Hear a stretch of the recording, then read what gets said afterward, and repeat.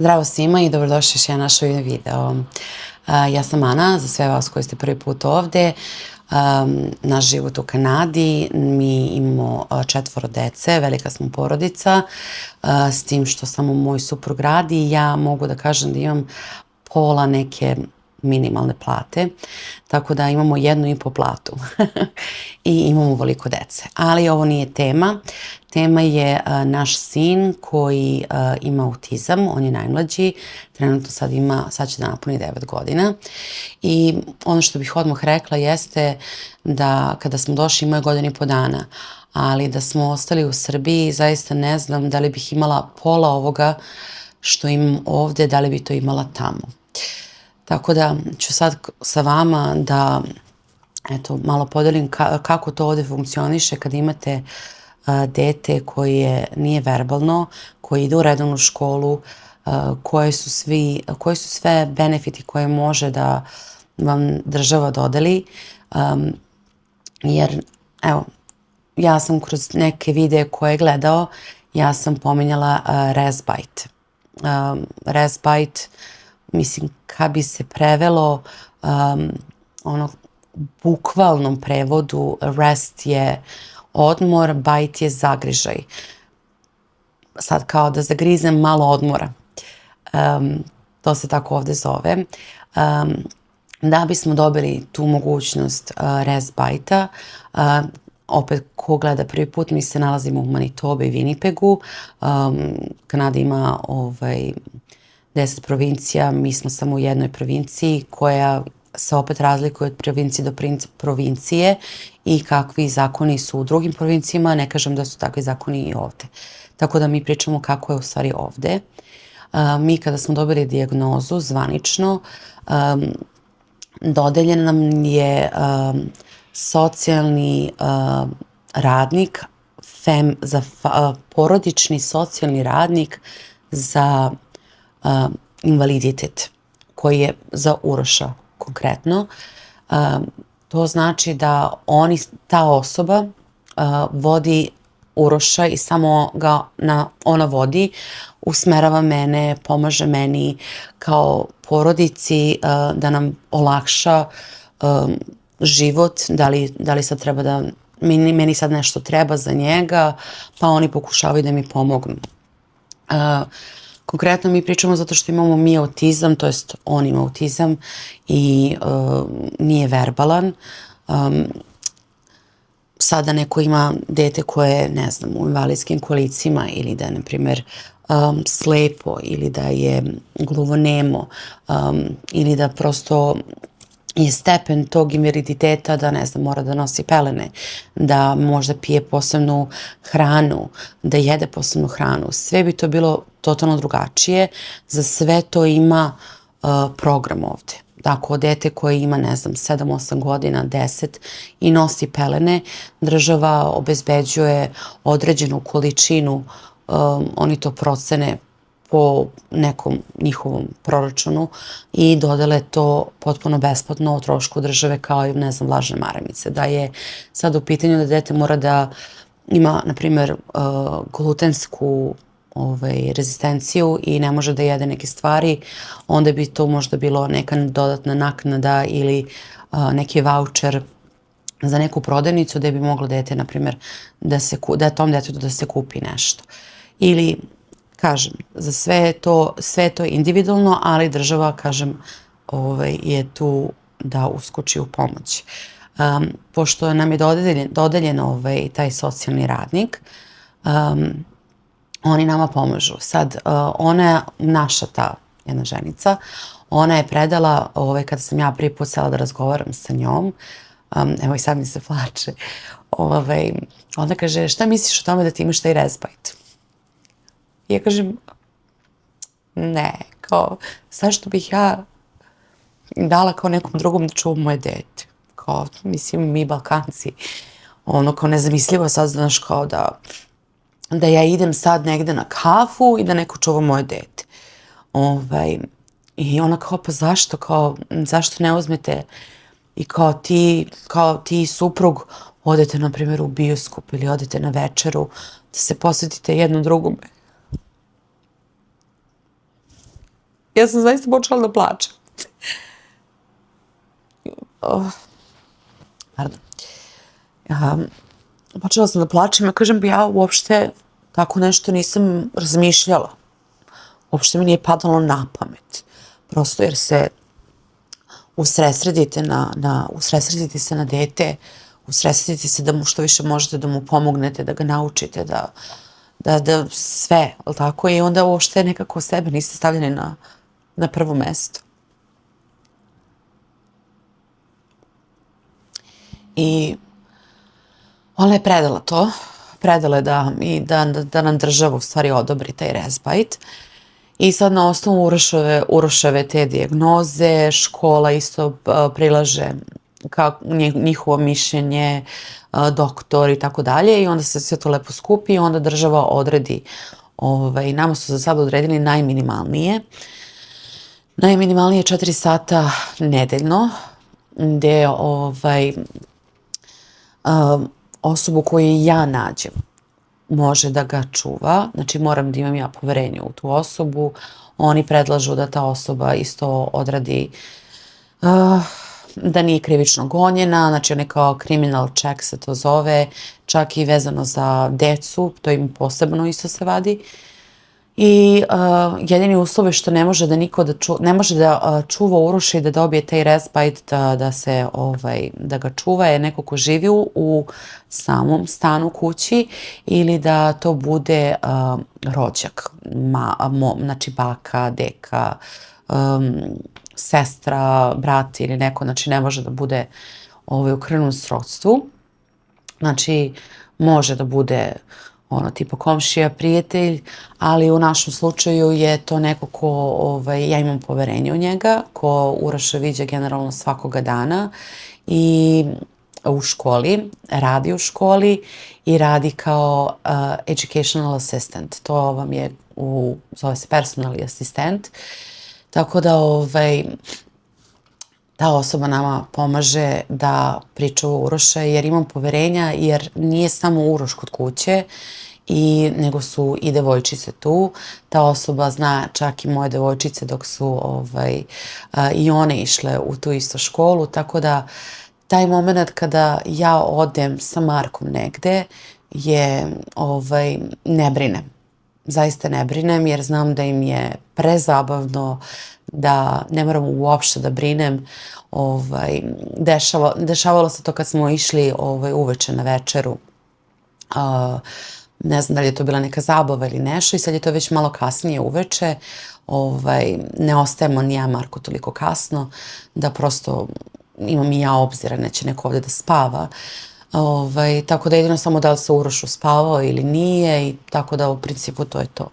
Ali eto, to je nešto što država plaća, znači subvencioniše, ako sam to dobro izgovorila, tako da ja ne plaćam iz svog džepa. Može sad, na primjer, ja sad osobu neku da ne mogu da nađem, ili da sad idem preko neke, na primjer, agencije, ili da tražim nekoga ko je, eto, preko oglasa, da možda, eto, da se desi da treba da tražim nekoga, da mu tražim sve to da nije krivično gonjeno, i tako da nije krivično gonjen ta osoba, ali ta osoba ne želi da radi za tu satnicu koja država daje, nego traži više. Naprimjer, ovde koliko ja znam daje $19 na sat. Sad ako ta osoba hoće, ja kažem neću da radim za $19, ja bih da radim za 23, 25, ja sam ta koja daje tu razliku, ali uglavnom te osobe ni ne traže, dešava se. Znači, bila sam upozorena, niti sam išla u tom smeru da tražim, ali eto, mogu da, mislim da znam da može to da se desi. Tako da, eto, to je, na primjer, neka stvar koja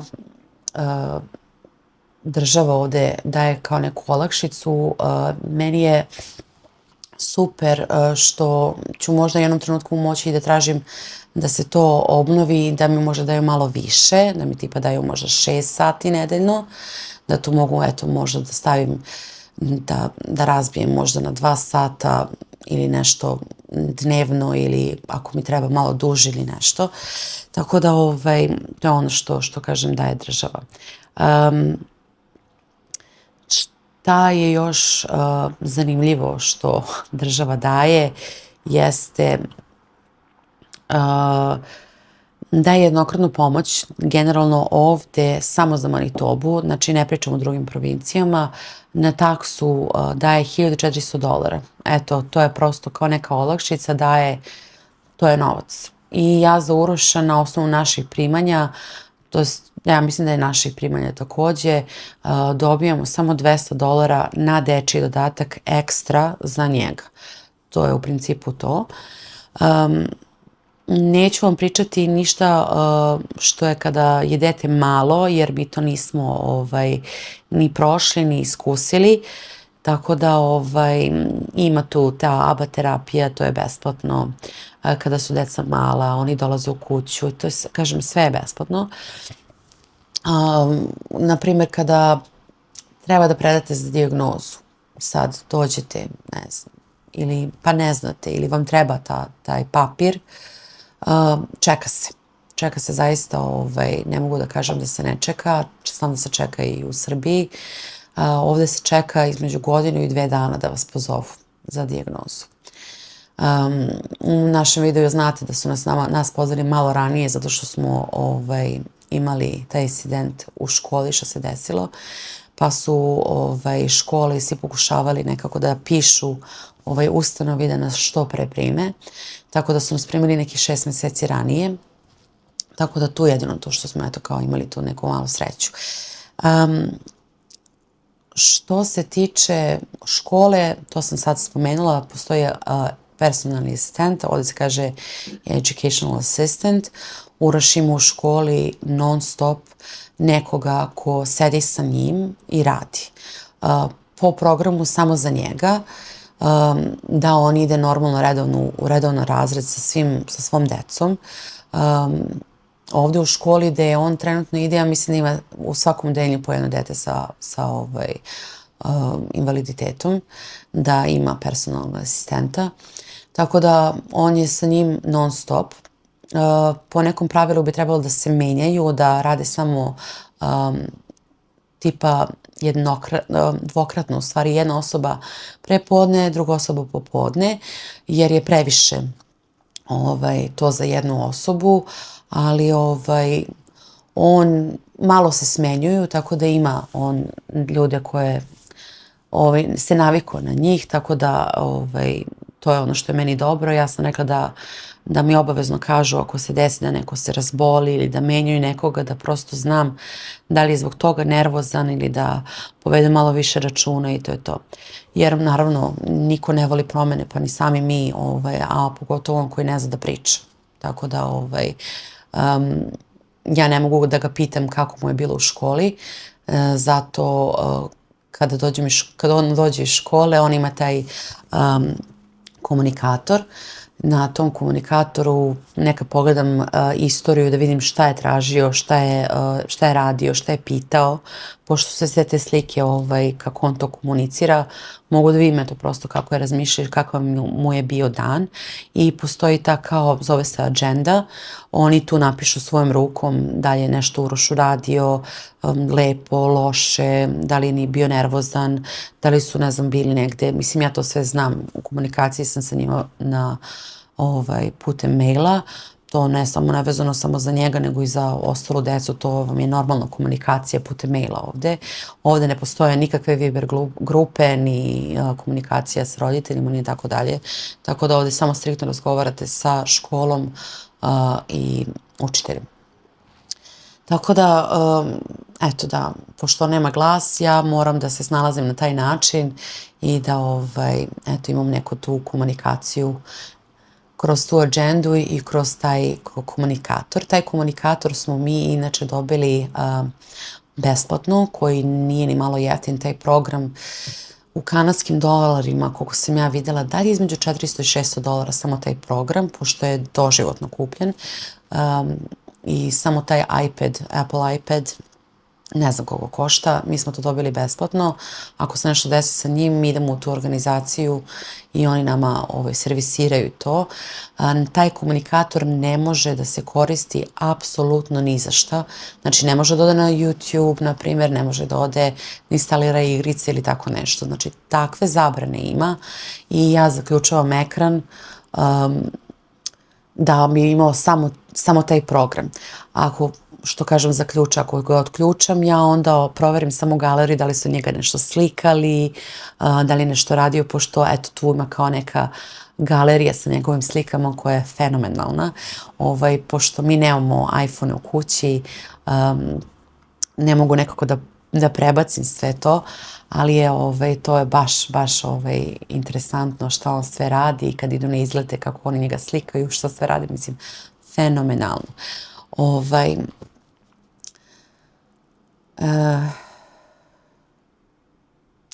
Da, ta organizacija je ovde u Kanadi, ne znam da li je sad u celoj Kanadi, ali ovde u Manitobi da znam, oni skupljaju, kao što sam rekla, ovde zaista dosta ima tih udruženja, da kažemo, neprofitabilnih udruženja koji skupljaju novce. Da li ćete vi da donirate, znači uglavnom na osnovu donacija ljudi doniraju njima i kada oni skupe donacije, oni kupe i onda daju detetu po nekoj toj listi čekanja. Mi smo ga, jesmo čekali baš dosta dugo, ali pošto smo ga na neki način dobili preko škole, on mora da ga ima u školi stalno, da bude napunjen i da ne bude bez baterije, jer to je njegov glas. I kad dođe kući, eto, prosto da može komunicira sa nama. Kad idemo, možda u nekim videu ste vidjeli, možda ne, da ga ja nosim ili da ga neko nosi i to mi je lakše isto, na primjer, u kolima, ali on je počeo malo sad da koristi taj znakovni jezik. Pokušavala sam je to nešto kao ranije, ali sad on mnogo više razume kada razgovaram sa njim. Čak i kada mu nešto kažem, pokušavam nekako da mu ispričam, pa ako pohvata nekoliko reči da razume šta hoću da mu kažem. Tako da se onako češće smiri kad se uznemiri kada nije po njegovom, ali mi odgovara na tom znakovnom jeziku. I što mi je po meni, kad je prvi put počeo to da koristim, meni zaista srce bilo puno, jer to je kao da mi je nešto rekao. Meni je bilo važno da, na primjer, znam se sad da sam ja u situaciji da vozim auto i da on meni ne može da kaže da se njemu ide u WC. Da on hoće da ide da piški, jel tako? I ja sad vozim auto i dešavalo se da se on prosto upiški na autosedište. Desilo se. Eto. Jer nije znao da mi kaže, ali bio uznemiren i nisam znala zašto. Sada, mi smo pokušali to kroz komunikator, da, ali više se njemu sviđa da on to može odmah. Znači, dok on sad to nađe, dok on meni kaže bathroom, meni on samo pokaže i ja znam. Ja znam da se njemu ide u WC. Tako da, kada on meni kaže, hoćeš vode? I on kaže water, ali ne priča, on meni samo pokaže water. I on kaže, znam da hoće da water. Eat. Sorry. On mi kaže, izvini. Ili kad je njemu nešto tipa on radi, ja mu kažem, stop. Da prestane. Ili on meni, ne znam, sad treba nešto da uradi. Ima strpljenja, sad nešto treba da uradi. Ne znam, sad pokušamo da ga naučimo da vezuje pertle. I on se sad, na primjer, posle nekih dobrih minuta iznervira i on ovako, help, da mu pomognem. Tako da on zna mama, tata, te neke da, ovo je da, a ovo je ne. Tako da kad ja na njega pitam, hoćeš, ne znam, sendvič ili hoćeš da ti napravim makarone, špagete, on kao sendvič, makarone, tako da meni samo da on meni može da kaže da ili ne je meni fenomenalno. A za ovo sam, na primjer, zahvalna tom personalnom asistentu koja zna taj znakovni jezik i pokušala je polako s njim i zaista ga je brzo naučila i valjda se to njemu dopalo što on može jako brzo da kaže šta hoće, da, ne, da li hoće da ide u WC i tako dalje. Tako da je to zaista super i hvala Bogu što ovde zaista rade sa njim i zaista se trude. Ja sam insistirala da rade sa njim. Ne znam da li sam pričala negde, ali neki roditelji ovde sa decom s posebnim potrebama prosto odvedu dete u školu, da ga pričuvaju i pokupe ga nazad iz škole i to je to. Ja sam imala prilike da to vidim, ne osuđujem nikoga, ali ja to nisam želela za Uroša, jer smatram da on ima nekog potencijala, još uvek ne znamo kog, ali pokušat ćemo maksimalno da mu pomognemo, da bilo koji potencijal koji on ima, da ga izvučemo, da on može da prosto funkcioniše u ovom životu. Da, eto. Od nekih beneficija koje ovde postoje, rekla sam vam za dečiji, rekla sam vam za taj caregiver tax.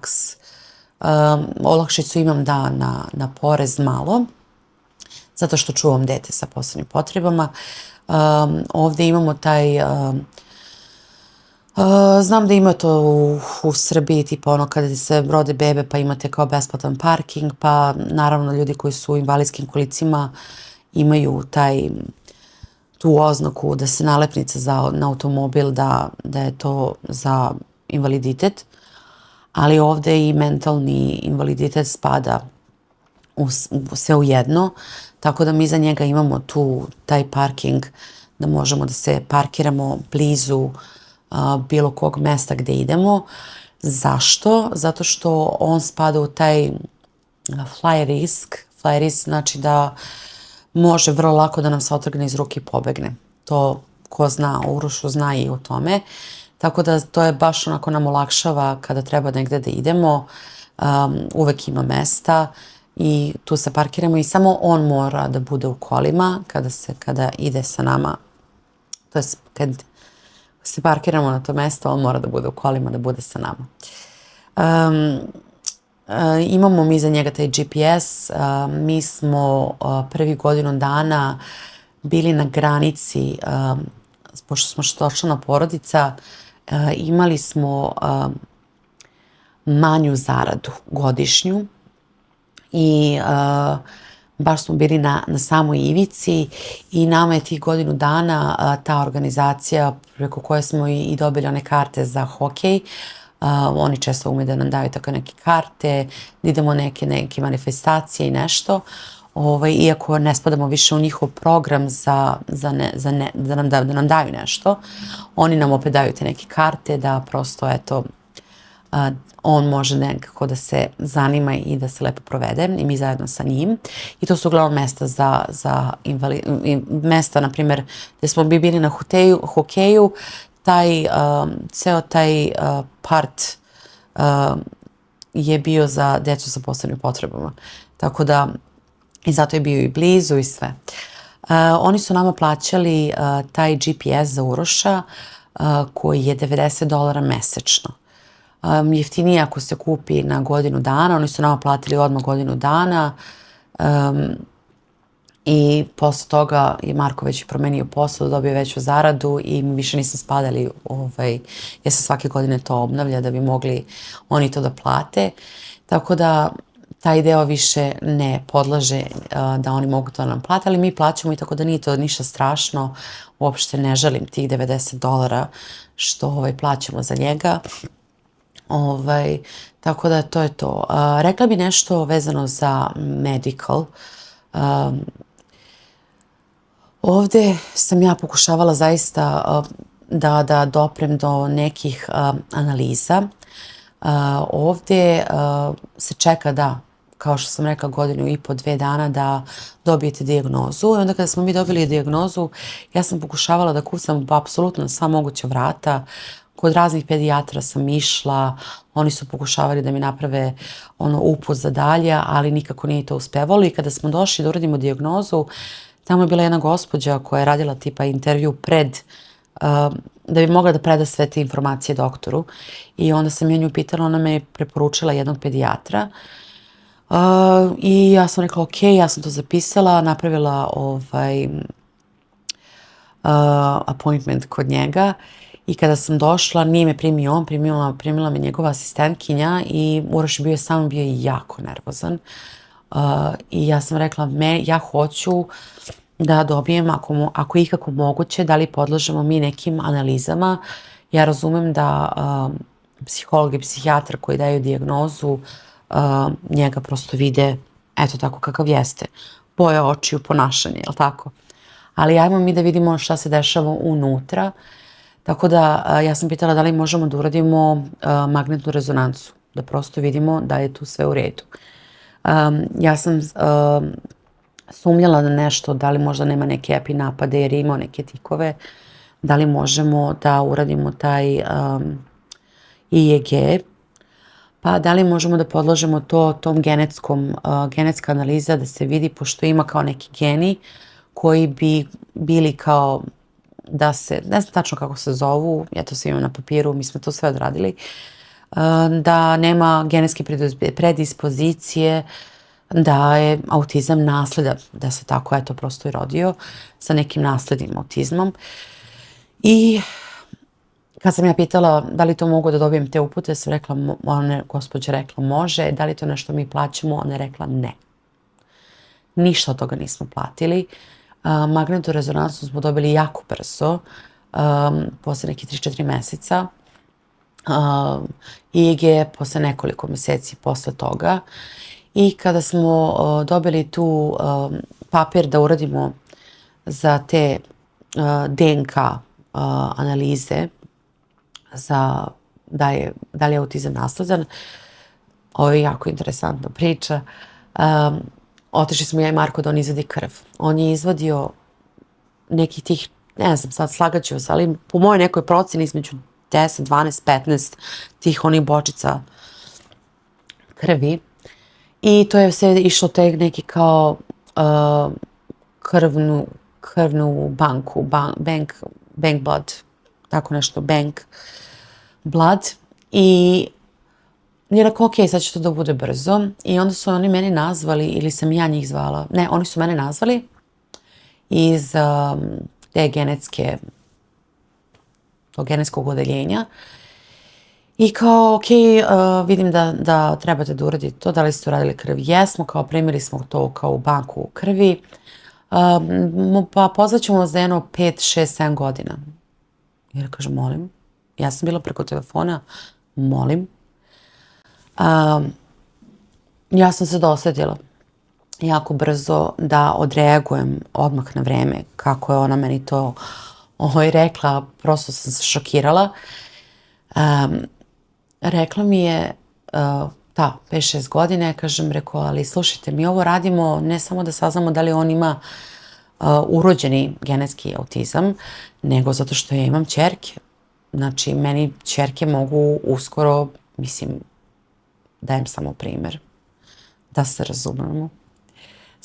Snašla sam se. I rekla sam da moje dete ima 15 godina, da ona može da ostane trudna sa 3 godine, 4. I kako onda mi da znamo da li je možda nasledno od mene i od oca, da ona možda nema taj gen i da ona može da ima taj rizik da ima dete sa autizmom. Gde je ona rekla, pa dobro, jeste, možda ste u pravu. Ja kažem, mi to ne radimo zato što eto tako nam se čefnulo, nego to su ozbiljne stvari, I ona kao, ok, ajde, kad porazgovarat ću sa još nekim nadležima, kao pa ću da vas okrenem za nekoliko dana. Ja kažem, dobro, nema problema. Nije prošlo pola sata. Mene ona ponovo pozvala, bio je utorak, kaže, možete da dođete u četvrtak? Ja kažem, mogu, naravno da mogu. Ja sam otišla u četvrtak, zajedno s Urošem, mada nisam ni trebala da odem s Urošem. Bio je to samo informativni razgovor da se prikupe informacije. Oni su meni poslali isto preko maila da ja to sve nešto ispopunjava, razne te nasledne bolesti, istorije prosto s moje i sa Markove strane, naše navike, naše istorije bolesti i tako dalje, da to sve mi to popunimo i da pošaljemo pre tog razgovora. Ja sam otišla, ona je imala tu još nekih par pitanja i posle možda nekih, pa ne znam, mislim da je bilo možda nekih mesec, 2 dana da su stigli rezultati gde su bili negativni, sve je bilo u redu, nije bilo nikakvog naslednog autizma. Znam da u Srbiji mora to da se šalje negde, da se to sve plaća, ali eto ovde se ne plaća. Još uvijek nisam našla da mogu da uradim jednu analizu. Napisat ću ovde kako se tačno zove, ali ne da mi niko uput za to. Genetičar ne može da mi da uput za to. Jedina opcija mi ostaje kad budem mogla da idem u Ameriku pa tamo da uradim i tamo to da platim. Jer to je tamo jedino što sam vidjela da tamo može da se uradi. Tako da može ovde, ali ja mogu ovde to da platim, ali njima treba, kako se to kaže, razlog zašto je to meni palo na pamet. Znači neko mora to da uputi, a niko nema, kako bih rekla, razlog kao zašto bi me uputio da uradi tu analizu. Nije ništa strašno, to je isto neka genetska mutacija koju bi trebalo da imamo. Svaki 3., 4., 5. čovjek bi trebalo da ima tu mutaciju i da treba povede računa na način ishrane i tog B vitamina, ako sam je dobro razumela. Tako da, ako on ima tu genetsku mutaciju, onda se samo drugačiji način ishrane vodi i povećava se ta apsorpcija B vitamina.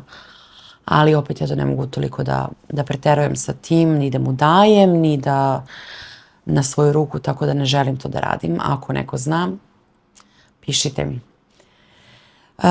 Odužila sam zaista ovaj video, ali mnoge stvari sam propustila sigurno da kažem. To, znači, mogu da potpišem odmah. Ali hoću da mi postavite pitanja pa da možda i lakše napravim i drugi deo ovoga videa. Da mogu da odgovorim na neka vaša pitanja ako imate neka pitanja vezano za invaliditet u Manitobi, da budem preciznija u Manitobi, pošto sam ovde, da kažem, znamo. I da, eto, šta god vas interesuje, možete slobodno da me pitate. Nadam se da vas nisam puno rasplakala, na početku videa, ali zaista je tako. Ali eto ne, pokušala sam zaista da budem ono što jesam. U komadu sam snimila ovaj video i samo sam pričala i nadam se da vam je ovo bilo malo zabavno sa mnom i da sam, eto, da smo popili kafu, što se kaže. Eto, do sljedećeg videa nemojte zaboravite da mi ostavite komentar, jer mi zaista to znači. Ko se nije subscribe-ovao za još videa, uradite to, potpuno je besplatno. I do sljedećeg puta, čuvajte mi se, puno vas pozdravljam i hvala vam što ste ostali do kraja našeg videa. Ćao! Srpski koreni Kanadija.